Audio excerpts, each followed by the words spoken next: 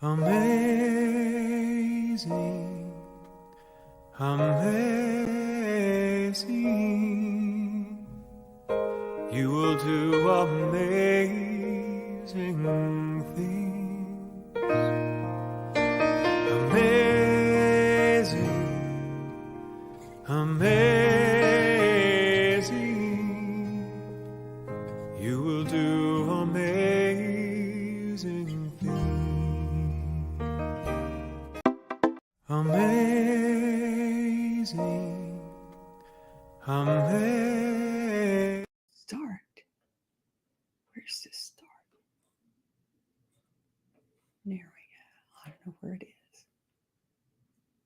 Hello and welcome to Global Focus Today. I am your host, Reverend Sharri Johnson, and I am absolutely delighted to introduce to you one of my favorite people in the world, Reverend Dr. Brock Ford. I'm going to tell you a little bit about him before I bring him on. He is one of the funniest people I ever met. He is a minister. He has done real estate, but when he does it, it's ministry. Is that cool or what? He does pet ministry. He works with the homeless.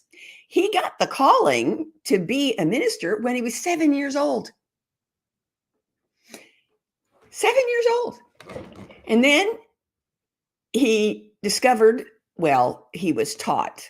He was too smart to believe him, but he was taught that there were people who weren't good people and people who weren't as important as other people, and for all kinds of reasons. And so he studied. And he went to Emerson Institute. He has a master's degree. He has a doctorate degree. He has ministerial certificate as an animal chaplain, and he's an affiliated minister with the Emerson New Thought Center Church Without Walls. I love the idea of a church without walls. Fits right in with my New Thought ministry and my Spirit Online directory. So I'm going to invite you to sit back and enjoy a lively chat as I bring Reverend Dr. Brock Ford onto the program. Hey, Dr. Brock. Hi, sweetheart. How are you today? Oh, if I was any better, I'd be twins. You talk like my family back in the South. That's wonderful. It's good to see you. So I'm gonna just ask you questions, and you can tell us whatever you think we need to know about it. Well, So the thank first you. one is easy, and that is, tell us a little more about. I said you got the call when you were 7, but tell us how you became a minister, and then in ministry how you became a focus minister, because that's not the same thing. Well, that's true. Well, it goes way back to, like you were saying, till I was about 7 years old, I believe it was. And I remember my grandparents lived in one house and we lived next door in the other house. And I remember seeing this U-Haul pull up about 4 or 5 houses down the road, and people were moving into this new house. And so I saw the little boy and little girl outside playing while the mama and daddy were moving stuff into the house. So I went inside to my house and got my little truck, and I was going to go down and play with that little boy and get to know him. And I was walking out the door. My grandpa said, "Where are you going, boy?" And I said, "I'm going to go down and play with that little boy and meet him and his sister." He says, "No, you're not." And I said, "Yeah, I am." He said, "No, you're not." And I'm like, "Why?" And I didn't understand why he wouldn't let me go down there. And he says, "We don't play with those people." And so I didn't understand that at all. But it was because the little boy had dark skin. So I went back in the house, and as soon as he turned his back, I went down there anyway. I left again and went down there, and I had probably been there for about 15, 20 minutes. And I remember the mama saying, um, "Son, does your mama know that you're down here?" And I said, "Oh, yeah, sure, she does." But she didn't. And so at any rate, I felt something like grab me on the back of my shoulders. And I looked up, and it was my grandpa. And he was like, "Sorry, ma'am, that he came down here." And then he grabbed me and pulled me home and gave me a whipping and told me why I wasn't supposed to play with those people. So that was the first instance that someone had told me that there were differences of people. I didn't know that there were differences of people. And it really it affected me in a great way that you're supposed to like some people and not like other people. And I just never understood that.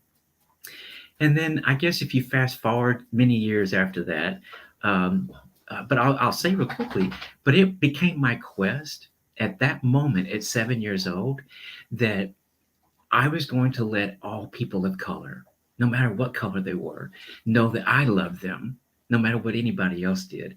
And so, since the age of 7, it's been my calling to let disenfranchised people, I didn't know that word back then, but to let disenfranchised people know that they are worthy, they are capable, that they are loved, and especially loved by me, and so worthy of God's love. So, at any rate, fast forward many years, I think I was 22 years old. I was having lunch with my grandmother, and she asked me a question that I never thought I'd hear my grandmother ask me. And she said she wanted to know if I was sleeping with that man that I was hanging around with a lot. And so I took a deep breath, didn't quite know what to do. You didn't expect your grandma to say that to you. And I said, yes, I am. And so her plate went up in the air and all her food went everywhere. And she ran out. And so I paid and I left the restaurant. And by the time I got home, my grandpa and my uncle were sitting at my doorstep. And I knew that wasn't going to be very good because they had never been to my house. I always went to their house. So I got out of the car and I went up and I asked, hey, what are y'all doing here today? And they said, we want to talk with you. And we've talked with your grandmother. And I went, oh, okay. Well, there's no need to go in. We can talk right here on the porch. But they helped themselves in anyway. And it was not fun. It was not pretty and it was not nice. And they let me know that I wasn't welcome in the family any longer, and they sort of beat me up, and I had to go to the hospital for a couple of days. And after that, my mom came and picked me up at the hospital, and she said, "Baby, you need to leave because they're planning to kill you." And I believed her. And so at that point, um, I took off. I didn't know where to go. And so a friend of mine said, let's go to Texas. Let's just take the weekend and go to Texas. And so I said, okay, let's do that. But my car is packed full of stuff and I don't know what I'm going to do. He says, it's okay. Let's go. So we went. We had a good time in Dallas.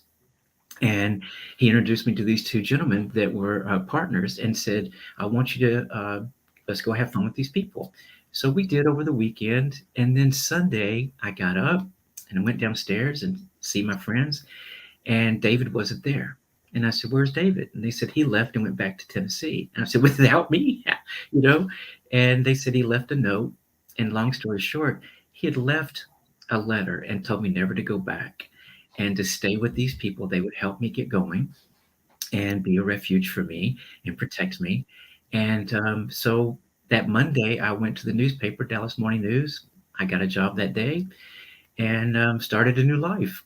And I guess if you fast forward a little bit more, was when the other calling came, so to speak, a supernatural experience.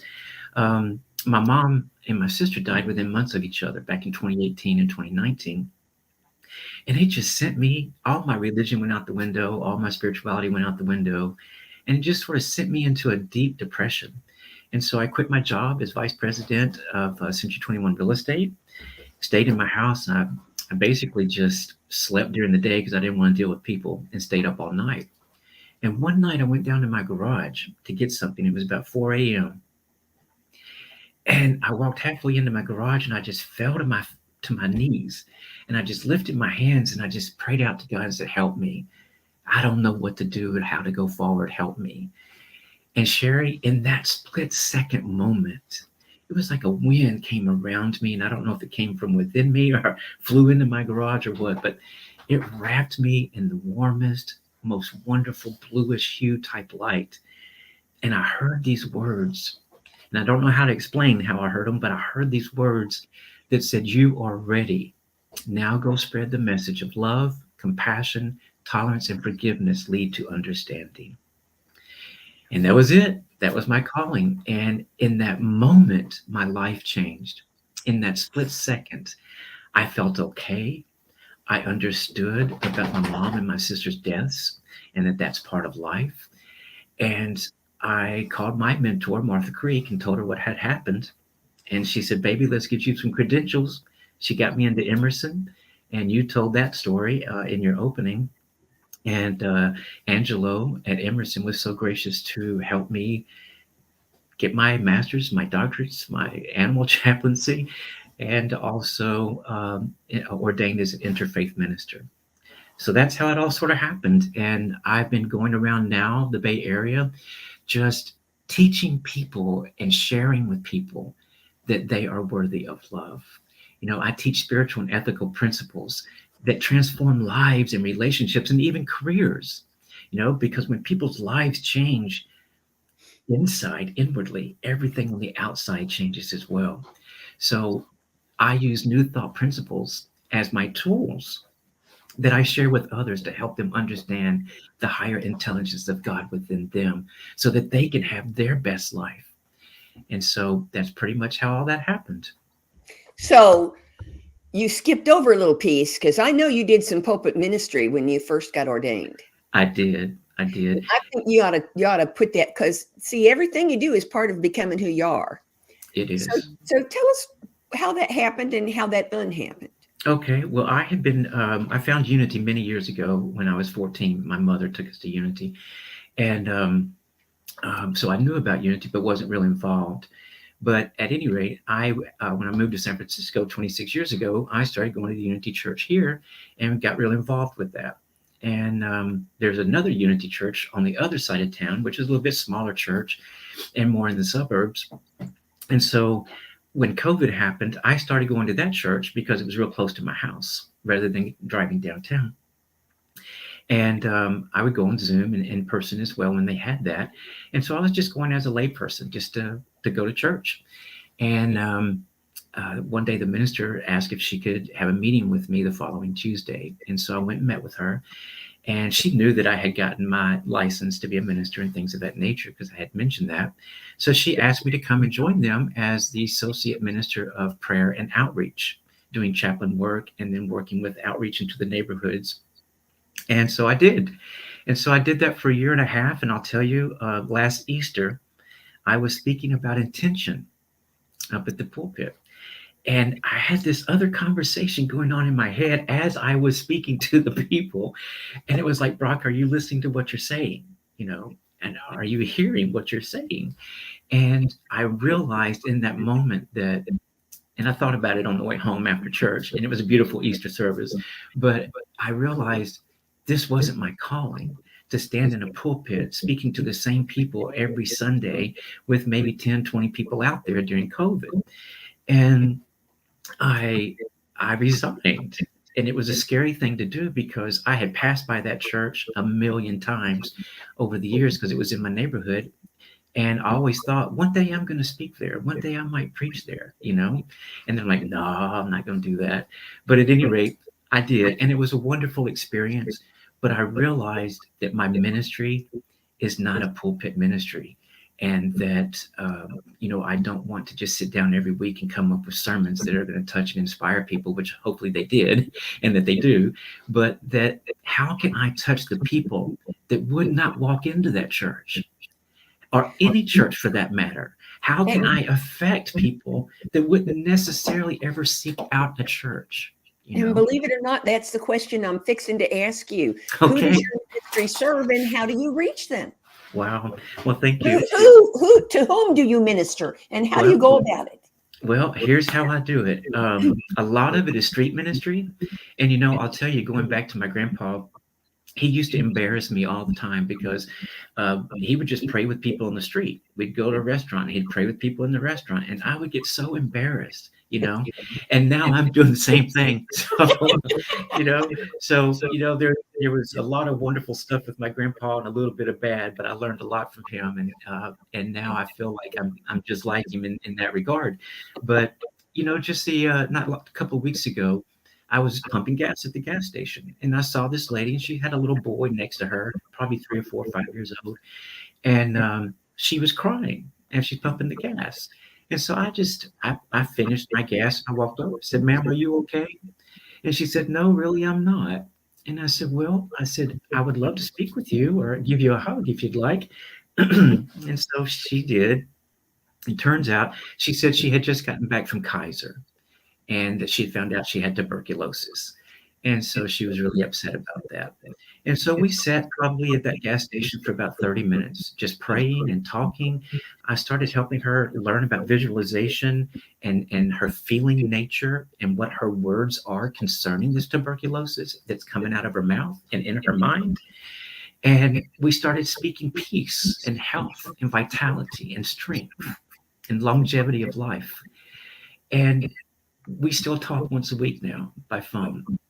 And once in a while we'll Zoom, and I do counseling and coaching with her. But I do that with a lot of people. I find the bank manager. I was in cashing a check not long ago, and the bank manager knows that I'm a minister, and she asked if she could go outside and talk to me. We sat on the porch of the bank, and she let me know that the night before her husband had left and taken the kids, and she was devastated, and she didn't know what to do. So again, we prayed, we visualized, and I just listened to her. A lot of these people that I meet out in the world, they just want someone to listen to them. They don't want to be talked to so much or told what to do, as just someone to heartfelt listen to them. And so that's what I do. And so I even have a portion of my ministry on my website that says listening observer and what I do. And I just hold your hand and I just listen because they may not want to hear anything. But me holding their hand and putting my arms around them on the street is probably more than any words would ever help them. So that's who I minister to. I do workshops on Zoom. I have a prayer workshop that I developed a couple of years ago. I do that on Zoom.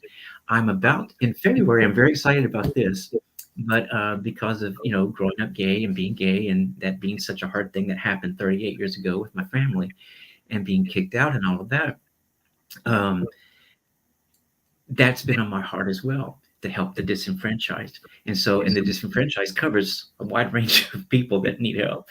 So at any rate, I help gay youth, things of that nature. I'm on call with a system that gay youth in trouble can call this hotline, and they'll connect it to different people in different areas, and I'm one of those people.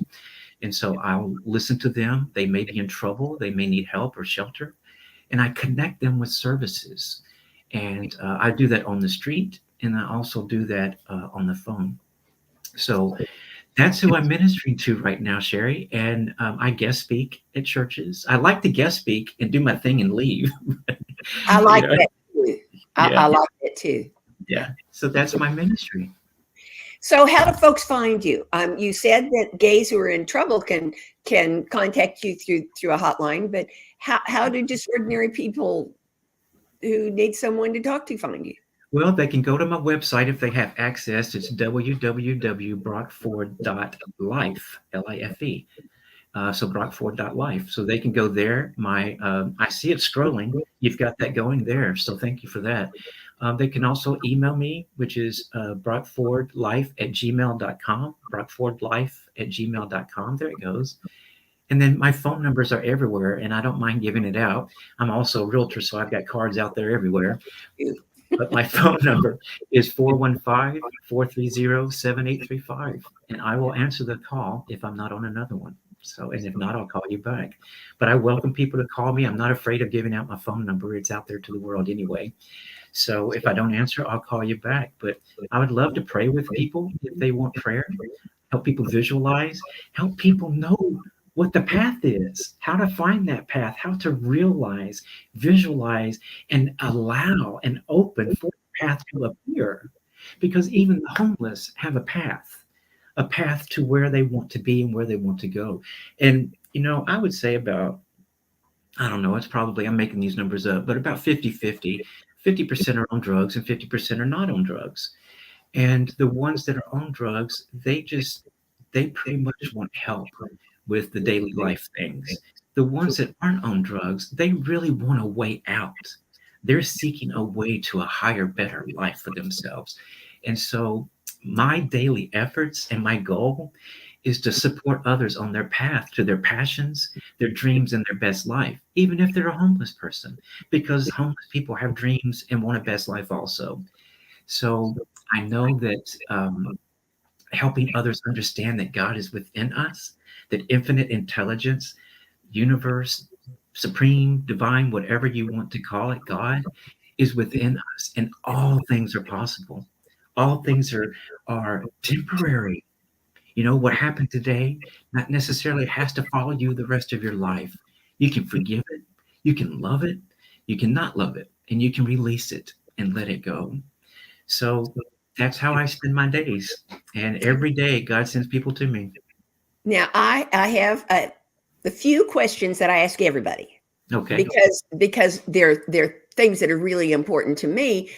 But I love seeing how other people approach these questions. So here's the first one: how does your ministry support and or expand conscious evolution?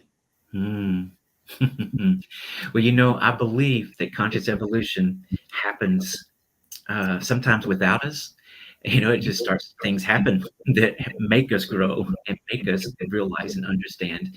But that as the world grows and becomes more complex, I think that we are called to also grow and expand our consciousness to adapt and to emerge into this new world. You know, with COVID, we had to learn to emerge in the world in a different way, you know, things of that nature. So we had to change our consciousness so that we could adapt to this world. So I believe that every experience we have, every thought that we have, every deed that we do is affecting our consciousness and the way that we show up in the world. So I'm very aware of my words when I'm speaking to people. I'm very aware of the way I look. You know, do I have a frown on my face? You know, am I in a bad mood? Am I being a little bitchy today or something? You know, so or am I showing God's love everywhere I go? Can people feel that consciousness rising from within me out to touch them as well? And so I really believe that when we're in touch and when we're in tune with our bodies, our inner spirit, we know when there's a shift going on. We know, we feel deep within us that, hey, maybe I should take this road today, or maybe I should not drive that path today. And when we do that, miracles happen. Things show up, people show up into our lives. So we know that we are capable of being and having and doing and participating in the world however we choose to because of our thoughts, our consciousness, that spirit within us that is always us. Does that help? Does that make sense? It does. It does. And it's a great lead in for the next question, which Okay. sounds a whole lot like that one, but it isn't the same. And that is, how does your ministry contribute to enhance, support world peace? Uh, Thank you. I've never thought That's about that question my before. most important thing is world peace. So I got to know, how do you do that? You know, I think that it starts with just me being peaceful and sending peaceful out from my energy into the world. That's the first thing. You know, if I'm in chaos or upset or going crazy one day, that's not very peaceful, and that goes out into the universe and it connects with all the eons and ions and electricity in the universe and affects it. So and conversely, when I go out in peace, seeking peace, looking for peace, being the peace for others, then that changes all that vibration going back and forth. So I it goes back to basically, how do we want to be in the world and how do we show up? And then the evolution of our consciousness evolves simply by us seeking, asking, and being in tune with other people. You know, I'm sort of an empath. I feel how people feel. I can sort of hear their thinking or feel what they're thinking. I have since I was a child. And so I know that the way we present ourselves in the world is truly important as far as peace, as far as enlightenment. And we might be the catalyst today that excites, ignites the consciousness to open and expand in others. So I'm always hoping that whatever I do today, that no matter who sees me shopping at the dollar store or putting gas in my car, I know me too, and putting gas in my car, that they see something that emanates from me, that they say, I feel like I need to talk to you or I need to know you. That happens to me a lot. And then there are days I go up to people in a restaurant and say, you know what? I need to know you. There's something about you that's drawing me to you. And that happens every single day. And I truly believe that when we're working with people, such as we do, that the more we can share with them to have that light, to allow consciousness to speak to them through their heart and their mind and their soul and through people and through trees and through however it speaks to us, it's not just people and it's not just that inner voice. I was passing by, I know this is off the subject, but I was passing by a tree walking my dog the other day, and it was just this huge, magnificent tree with scars on it and some torn branches. And I just looked at it and thought, how beautiful. And I felt myself going and wanting to touch it and wanting to touch it. So that same feeling of being drawn and touching it is how I want people to see me in the world. I want them to be drawn to my message, drawn to my light, drawn to my smile, and to where they want to reach out and hug me. Does that make sense? It does for me. I love to hug you. I love your hugs anyway. But And what I'm hearing you say is that you choose peace.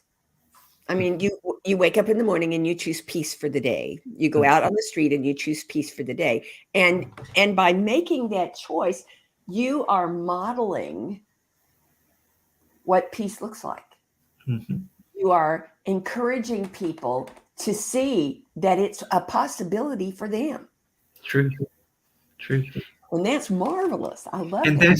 that's the same thing, Reverend Sherry, as you only know what you know. And for 38 years, I've done it without doing it formally, but I helped other gay people that were in situations where they were beat up or harmed or kicked out of their families. I've been a part of that for all of these years. Now I'm really affecting change in that way. It took me 38 years to figure it all out, but I believe I've lived my life making sure that everyone was welcome at the table. If it was my table or I was going to a table, that I helped the other people realize these people need to be at this table also. But I've shown up that way even without being a minister. And now that I have those credentials, it really hasn't changed much, to be honest. I am a little bit smarter. I know a little bit more, but going through things, we can teach people things that are going through the same things.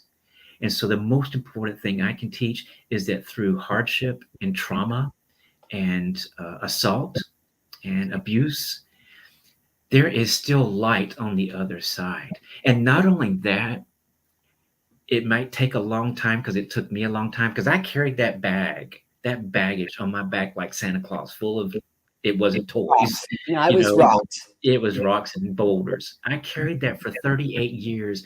I wanted people to know what happened to me, but it was sort of a pity thing kind of thing. Listen to what happened to me. Look what they did to me. And it has evolved into, and I know this is going to sound funny, but I'm thankful that that happened to me, because without that, I wouldn't be in the ministry. Without that, I wouldn't be able to help other people in trouble or struggling or heal relationships. That's one of my most important aspects of my ministry, is helping people heal their family relationships. Because just because you have a son that told you today that he's gay, or he's white and married a African American lady, or whatever the differences are that people believe is different, that causes them to not care or love or want to be around their loved ones anymore. There's a way around that. There's a way to look at it differently. There's another way to communicate with that person you loved yesterday, and today you don't understand them or you hate them because of whatever. But there's a way that you don't have to understand it completely. You don't have to participate in it. You don't have to be a part of it. But you can still have a relationship with your daughter, your son, your brother, your mama, whatever that relationship may be, your next door neighbor, your friend, by realizing that we are all one. We are all children on this planet, learning and growing. That's what we're here for. We're here to help each other walk home. I know we've all heard that. I didn't make that up. But when we can do that, part of the greatest gift I get is sitting down with a family who's at odds with each other because the daughter did something they don't like, or the son turned out to be something that they don't agree with. And then helping them see a light switch on for them that, you know what? I don't have to beat them up or kill them or ostracize them. I can, with God's love, with infinite potential of love and grace and peace and harmony, see it in a different way. It doesn't have to be my way. That's their choice, their life. And so I counsel people on how to do that. I have steps to do that. And new thought is the way to do it. Because when people finally realize that God is them, they are the spark of God, we are God expressing in this human body. When they finally get that, everything changes. They come out of homelessness. They come out of pity and sorrow and got to tell everybody all the hard stuff that happens. Instead, it's a triumphant life because of that. One of my favorite spiritual teachers, don't laugh, was Helen Hayes. Uh-huh. She only ever said one thing spiritual, but I never forgot it. She said, "What doesn't kill us makes us stronger." Yeah. Yep. And she was really good at playing those roles too.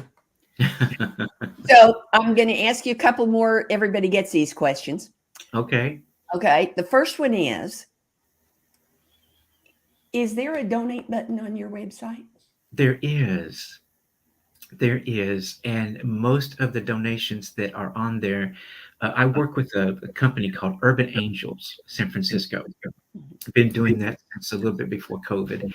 And they reach out to the homeless people. And we call them unhoused these days, and sometimes I forget that. But at any rate, working with the unhoused of San Francisco. And so I've been doing that for about, I guess, 3 years or so. And so the guy that started it goes to the Unity Church, and he's a lawyer, dear friend of mine. And during COVID, most of his drivers quit because they didn't want to be out in the world and catch COVID. I wasn't afraid. And so I wore my mask, I wore my gloves, and I went out and I still touched and hugged people and still gave them food and water and things that they need. So, what was your question? See, I'm going off track. What was your Is there question? a donate button on that website? We got the website and you said yes. So that was the message I wanted to So get across. when you go to my website, you go to the outreach tab at the top, and you'll see Urban Angels and all my doggies and the homeless people that I help. And I've got pictures of things on there you can look at, and some videos and things of me actually in the service of supporting these people. And of course, they all agreed to be on film. But down at the bottom is a donate button, and it says a suggested $30, and you can put $1 if you want to. And all of that goes directly to Urban Angels, and then they give me the money back so I can go buy supplies and things of that nature. So they're my partner in doing this with me. Okay. I got one more everybody gets it question. Okay. This one, you have to think about this one for a second. Okay. Because 10 years from now, if everything goes exactly the way you want it to go, what will your ministry look like? Wow. You know, I'm a person of vision, and I teach realtors to have a vision and a mission and know their definite plan. I don't have that written down, so I'm going to do it now that we've talked about this. But at any rate, 10 years from now, I think it's going to look like lots of people that have come into my influence having their best life, getting out of drugs, getting out of homelessness, getting jobs, and me being the catalyst, so to speak, that helps facilitate that spark that starts that change, that starts them on the path to changing. So I believe my ministry is going to pretty much look the same as it does today, except with a lot more successes and a lot more people that have been able to touch, to hug, to hold, to influence. and to share God's love with them. So I see it as still being out in the world, in the streets, because I love that. And I love being with people that won't show up at churches necessarily. And so I still see it as being that, still working with the homeless, working with the gay youth. However, what I see is that maybe I won't have to do so much in 10 years because people are changing and growing in consciousness throughout our evolutionary process of the world, not just here or in San Francisco or in my little sphere of influence, but hopefully there won't be so much homelessness. There won't be so much struggling and things of that nature. And that I had a little bitty bit to do with that, to change people's lives. And if I only changed one life or helped to change one life and they have their best life and they're flowing, that's all I could ask for. All righty. Well, I'm right there with you on that boat, and I'm going to give you some really good news because I know you watch this show. You're not just on it; you watch this show. The guest we have next week. Thank you so much for coming today, Dr. Brock. I love you You're so much. welcome. The guest we have next week is also someone you know and love, and that's Dr. Laura Mock. Oh, she has my heart. I She's love her. coming to talk to us about a whole new educational system that she has built a school around. Yeah. That's got not religion, but spirituality at the very core of it. And I'm so excited that she's coming. So, and normally the last question I ask is, will you come back? But I already asked you and you already said yes. So first Tuesday in June, be back here and you'll see Dr. Brock again. And for now, thanks for joining us. Bye-bye. Amazing, amazing. You will do amazing things. Amazing, amazing.